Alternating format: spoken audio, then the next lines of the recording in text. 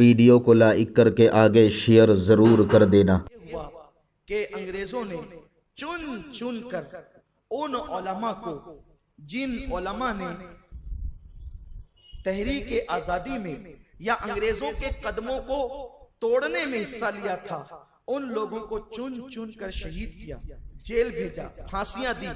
یہاں تک کہ مورخین لکھتے ہیں کہ دلی سے لے کر لاہور تک جتنے درخت رستے میں تھے، اکثر درختوں پر علماء کے کٹے ہوئے سر لٹکے ہوئے تھے، اور علماء کو ہزاروں کی تعداد میں شہید کیا گیا، اور جو عام مسلمان تھے ان کی تعداد 5 لاکھ ہے۔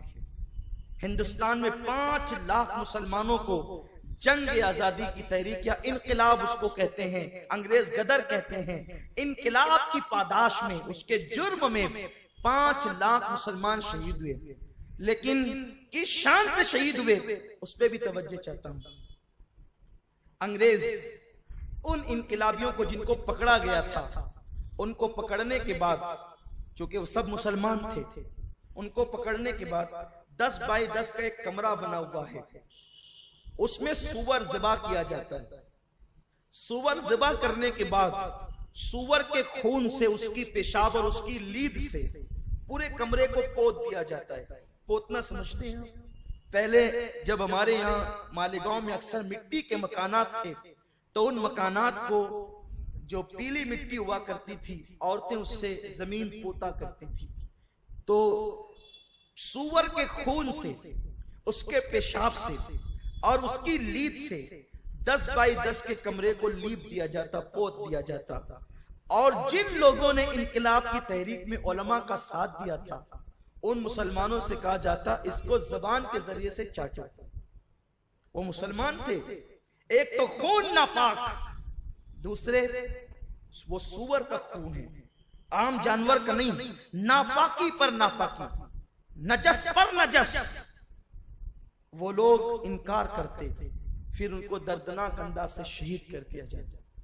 قتل، انقلابیوں کو قتل کرنے کا طریقہ یہ تھا کہ ان مسلمانوں کو جب سور ذبح کیا جاتا تو اس کی چمڑی جیسے نکالتے ہیں، چمڑی نکالنے کے بعد اس کی چمڑی کے اندر سل دیا جاتا۔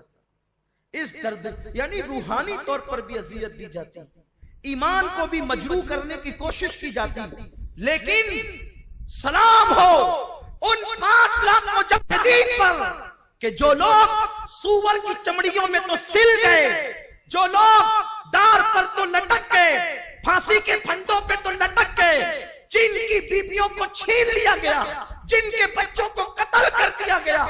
دلی کے جامع مسجد کے علاقے میں کئی دن تک کے لاشیں سڑتی رہی، لاشیں پڑی رہی، اسے گید اور کوے کھاتے رہے، اسے کتے اور بلیاں نوچتی رہی، وہ ساری چیزوں کو برداشت کرتے رہے، لیکن انہوں نے مذہب اور وطن پر اپنا سب کچھ قربان کر دیا۔ آج یہ محفل اسی درد کے ساتھ ہم نے سجائی ہے کہ ان 5 لاکھ کو اور ان ہزاروں کو جو آج یاد نہیں کیا جا رہا ہے، ہم انہیں یاد کریں گے، اپنے جوانوں کو ان کی قربانی ہم یاد دلائیں۔ ہم وہ نہیں ہیں کہ جو یوں ہی انگریزوں کے ایجنٹ کو، انگریزوں کے غلاموں کو، انگریزوں کے وظیفہ کو آزادی کا ہیرو بنا کے پیش کریں۔ کیسے آزادی کے ہیرو وہ لوگ ہو سکتے ہیں جو کبھی جیل نہیں گئے،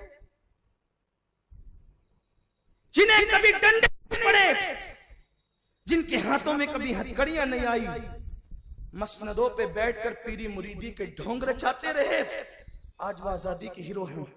سوچو ان مسلمانوں کی روحوں پہ کیا گزرتی ہوگی جنہوں نے جام شہادت نوش کیا، ان کا نام ہی کہیں نہیں، جو سولیوں پہ لٹکے ان کا نام ہی کہیں نہیں، جنہیں درختوں پہ لٹکایا گیا ان کے نام ہی کہیں نہیں، جن کے محلات کو ضبط کر کے بیچ دیا گیا ان کا نام ہی کہیں نہیں، جن کے بچوں کو یتیم کر دیا گیا ان کا نام ہی کہیں نہیں۔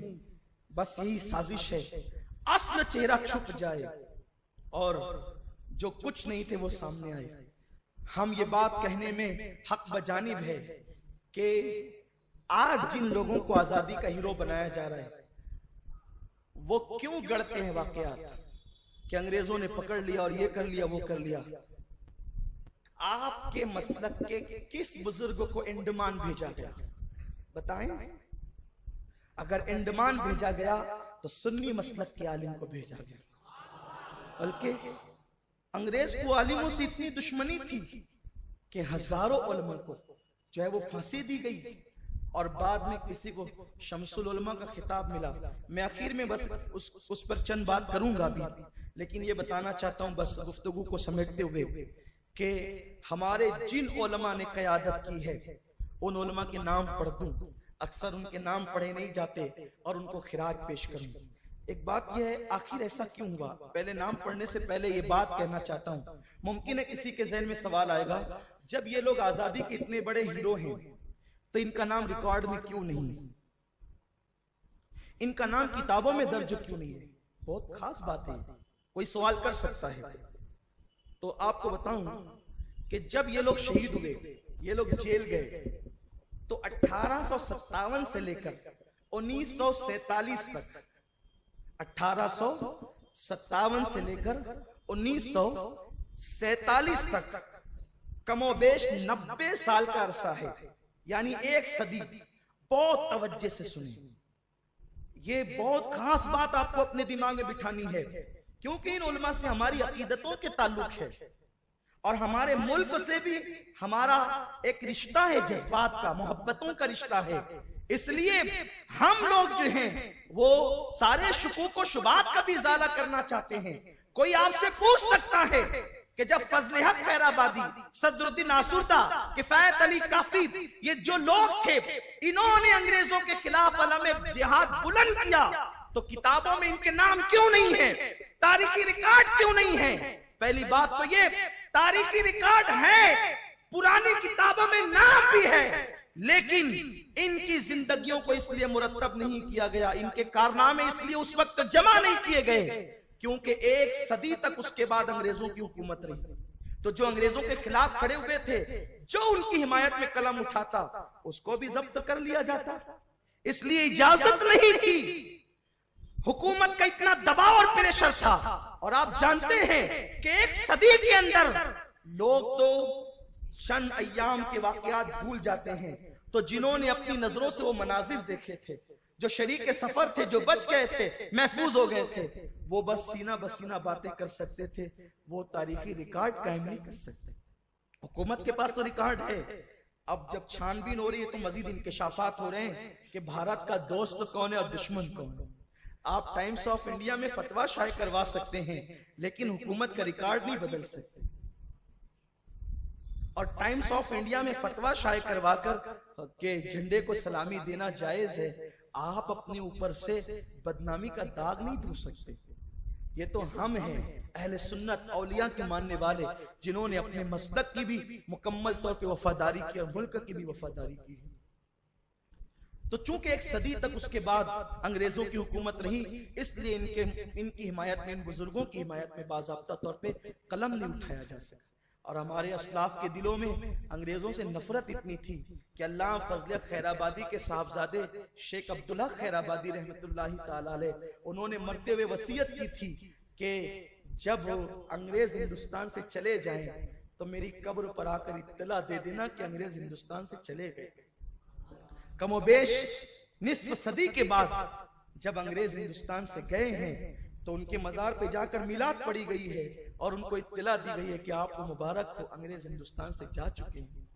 جن کے دلوں میں اتنی نفرت تھی کہ وہ وصیت کر گئے تھے کہ اگر چلے جائیں تو قبر پر آ کر خوشخبری دینا کہ انگریز چلے گئے. آج ان کا نام ہی کہیں، ان کے باپ داداؤں کا نام کہیں نہیں.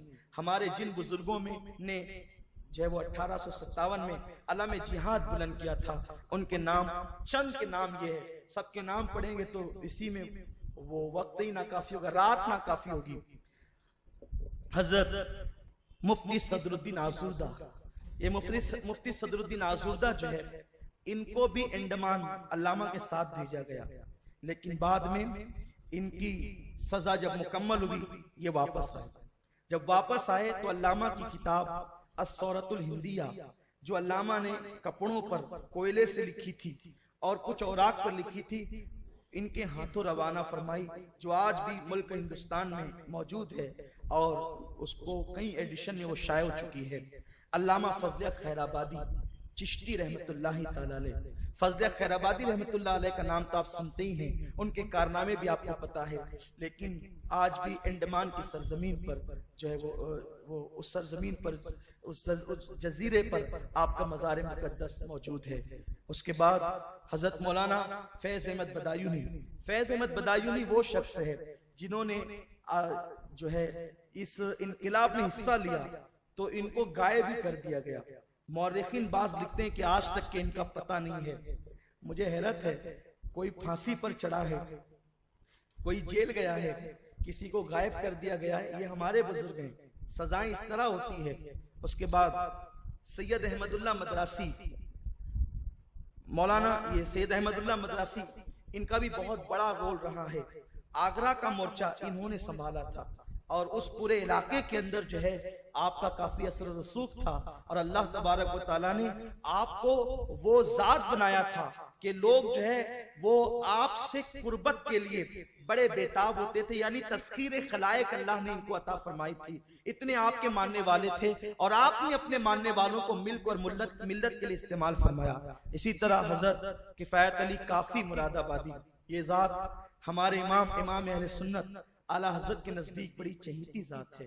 امام احمد رضا فرماتے ہیں کہ میں اگر قصداً کسی کا کلام سنتا ہوں، کیونکہ لوگ شاعری میں بڑی غلطی کرتے ہیں، کبھی غلو بھی کرتے ہیں، مسائل بھی پیدا کرتے ہیں، میں قصداً اگر کسی کا کلام سنتا ہوں تو وہ کافی مراد آبادی کا سنتا ہوں اور اپنے چھوٹے بھائی مولانا حسن بریلوی کا سنتا ہوں، بلکہ کافی کو تو یہ شرف حاصل ہے، میں سلام کرتا ہوں جھک جھک کر کافی کی شاعری کو، کہ شاہ امام احمد رضا نے فرمایا کہ کافی شاعری کے میدان میں، نعتیہ شاعری کے میدان میں بادشاہ ہے اور میں ان کا وزیر اعظم ہوں۔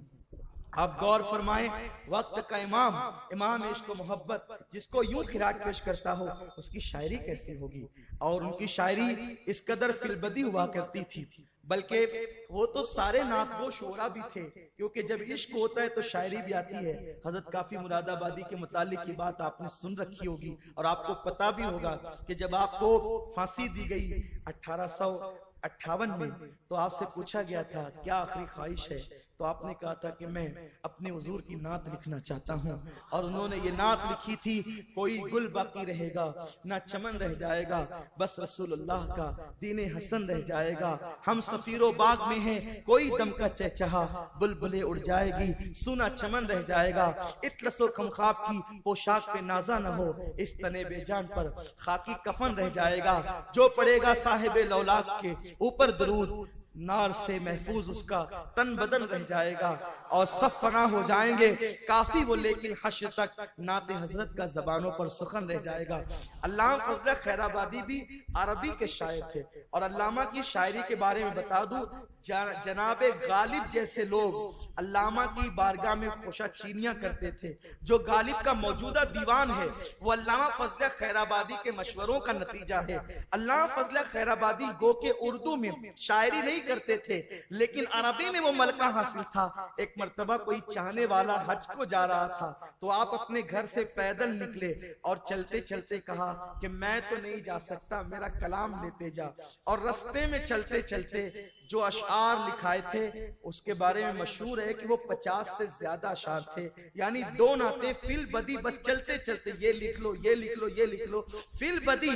اور جب اس حاجی نے جا کر در رسول پر اس کو پڑھنا شروع کیا، کیونکہ اس وقت تو وہاں بھی سب عشاق رسول تھے، علماء کی مسند لگی ہوئی تھی، درس وہ دے رہے تھے، جب علامہ کا کلام عربی میں اس ظاہر طیبہ نے پڑھنا شروع کیا تو لوگ اپنی درس گاہوں کو سمیٹ کر آگئے اور تڑپنے اور رونے لگے، اور ان سے کہا کہ یہ کلام کسی ہندی کا نہیں ہو سکتا، یہ کلام تو کسی عربی کا وہ بھی بمشکل ہو سکتا ہے۔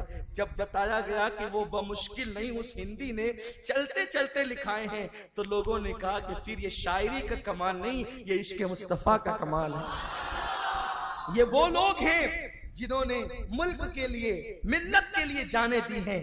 حضرت مفتی عنایت احمد کاکوروی، حضرت مولانا رحمت اللہ کیرانوی، مولانا ڈاکٹر وزیر خان، مولانا وحاج الدین مراد آبادی، مولانا رضالی، بریلوی رحمت اللہ تعالی، یہ مولانا رضا علی جو ہے سیدی اعلیٰ حضرت رضی اللہ تعالیٰ کے جو ہے وہ دادا ہوا کرتے ہیں۔ مولانا امام بخش صہبانی، منشی رسول بخش کاکوروی، غلام امام شہید، یہ رسول بخش، غلام امام شہید، یہ نام ہی بتا رہے ہیں کہ یہ بھی سنی ہیں، ان کے باپ دادا بھی سنی ہیں، اس لیے کہ اور جگہ تو رسول بخش نام رکھنا ہی شرک ہے، غلام امام شہید نام رکھنا ہی شرک ہے، یہ نام بھی بتاتے ہیں کہ یہ کون لوگ ہیں۔ اس کے بعد جو ہے حضرت امیر مینائی، مفتی مظہر کریم دریابادی، منیر شکوہ آبادی، مفتی انعام اللہ گوپاموی، یہ قاضی تھے دہلی کے، قاضی فیض اللہ کشمیری، مفتی عبد الوہاب گوپاموی، جنرل بخت خان روہلا اور جنرل عظیم خان، یہ دونوں لوگ جو ہیں عالم تو نہیں تھے، لیکن یہ لوگ اپنے وقت کے قائد تھے اور یہ سیاسی رہنما تھے، یہ نواب تھے۔ ان لوگوں نے بھی جو ہے وہ فوج کے ذریعے سے ان علماء کی مدد کی، اور علماء نے اپنی قائدانہ صلاحیتوں کو ساتھ لے کر کے جو ہے وہ انگریزوں کے خلاف علم جہاد بلند کیا۔ ویڈیو اگر اچھا لگا ہو تو لائک کر کے آگے شیئر ضرور کر دینا۔ اللہ رب العزت اس کا صلہ، اس کا ثواب آپ کو ضرور عطا فرمائے گا، اور اپنے دوستوں سے اس چینل کو ضرور سبسکرائب کرائیے گا تاکہ وہ لوگ بھی جو ہے دینی معلومات حاصل کر سکیں۔ اللہ حافظ۔ السلام علیکم ورحمۃ اللہ تعالی وبرکاتہ۔